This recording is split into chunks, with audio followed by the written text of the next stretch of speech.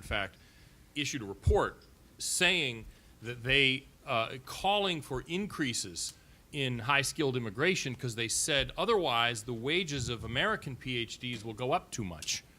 Well, you know, I mean, literally, that's what it said. So it seems to me, I mean, from my perspective, America can benefit from high-skilled immigration, but I would keep the bar pretty high. I mean, Einstein immigration of 15 or 20,000 people a year who really are the top people on the planet in their fields is very different from a guy who, you know, got a B+ at Hyderabad Community College and is a competent guy and, you know, probably won't be a drain on taxpayers, but isn't special. And immigration, it seems to me, needs to be reserved for people who are special for one reason or another. One thing they said that legalize the undocumented and let them pay a stiff fine and then legalize it because when most of them come from terrible situation in their countries. And the second question is about what you think about the guest worker program. Yeah, according to the specific jobs, economic opportunities. Thanks. Anyone would like to answer? Well, as far as amnesty goes, legalizing illegal immigrants, that's not the option. The way this is presented is that either you have to legalize everybody or you have to drive them all through the middle of the desert by Tuesday and eliminate the illegal immigration problem. These are both magical solutions that can't work. The real option is actually something Mr. Lynch, who's running for Congress, mentioned, surprisingly, in the immigration session in the Maine session is attrition of the illegal population over time. In other words, you tighten enforcement so that instead of growing every year, the illegal population starts decreasing from one year to the next. It doesn't go away. It starts shrinking. And in fact, over the past 2 years, even before the recession started, because of the Bush administration's grudging and reluctant permission of immigration enforcement, we started to see reductions, and then the recession increased it. The illegal immigrant population, by our estimates, has fallen from something like 12.5 million to something like 11 before the recession started, and then it sped up during the recession. If it can fall that much, obviously immigrants can be induced to leave. We just need to, you know, keep it up. And when the economy turns around, not just go back to our old ways. Now, maybe there's some portion, maybe when we cut the illegal population in half, that then maybe it'll be much harder to sort of get the marginal cost of getting the next illegal alien to leave might go up. I don't know. Then we can maybe have a debate about legalization. I'd probably still be against it, but at least then it's a legitimate topic for debate, whatever it is we decide. Now, it's not even a legitimate topic for public policy debate as far as I'm concerned. I think the most interesting thing about legalization or amnesty is how manifestly unfair it is. If you look at the bill that was introduced in 2007, it basically said if you resided in the United States illegally as of January 10th of that year, you got to be a U.S. citizen. Now, there are many, many people that came to the United States on temporary visas, okay, and you could take two, okay? One came to the United States on a temporary visa as a student, for example, and when the temporary visa ended in December of, say, 2006, that person obeyed the law and went home. That person will never get to be a U.S. citizen. But the other person came on a temporary visa, and when their visa ran out, they showed contempt for American law and said, I'm staying here anyway. Now, which of those two people do we choose to be citizens? All right. Yeah. If you looked across the globe, there are probably 1 billion people who would like to come and live in this country and be citizens. So who do we choose out of that 1 billion people to become U.S. citizens?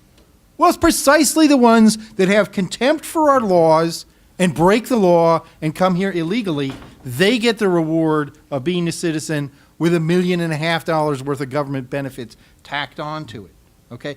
One of the most interesting things that experts on the sociology of Mexico have said to me is, you know, in Mexico, there are tens of millions of people who would like to come to the United States, but they feel that it's wrong to come and reside someplace against the law and wishes of that country. I said, I said, well, maybe we ought to do a switch then, okay?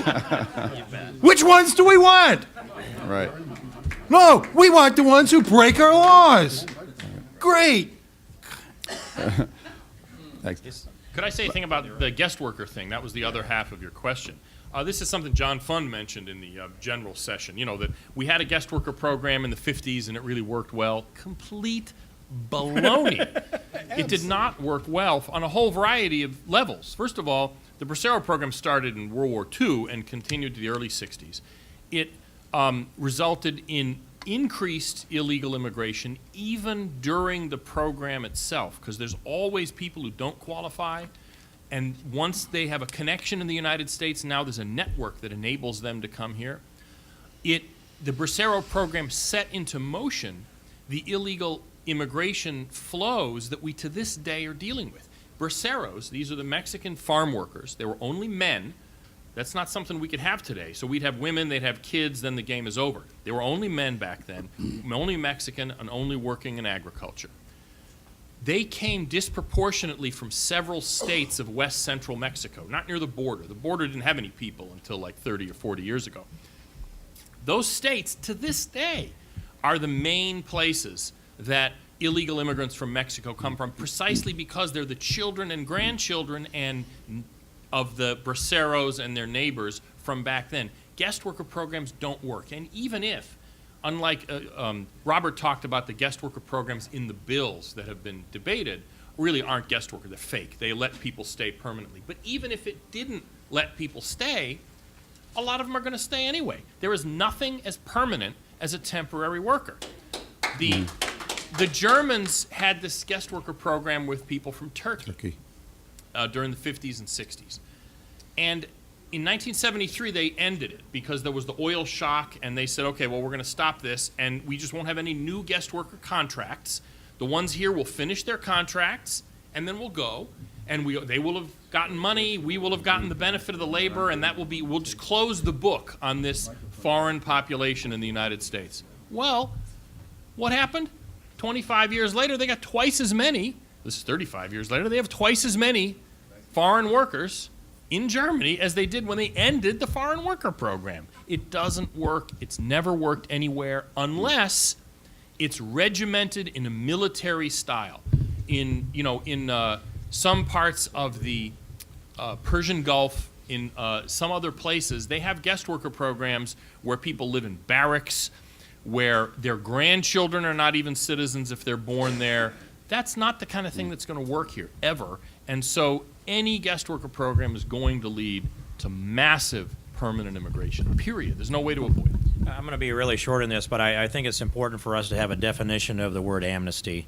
I've been in this debate too long, and they'd like to slide this around and say, well, it's not amnesty if you pay a fine or you learn English, and that whole list of things. They'll adjust the qualifications to whatever it is they think will accommodate the open borders argument. But to grant amnesty is to pardon immigration lawbreakers and reward them with the objective of their crime. And when you reward people that commit crimes against the laws of the United States, they're going to come into this country, and their children and their children's children will receive the legacy of the reward for breaking the laws. They will not have respect for the rule of law, and it undermines the rule of law in America. I am completely with Robert on this, that I'd a lot rather have, if the number boils down to 12 million or whatever it is, I'd a lot rather have 12 million that didn't break the law than 12 million that did break the law.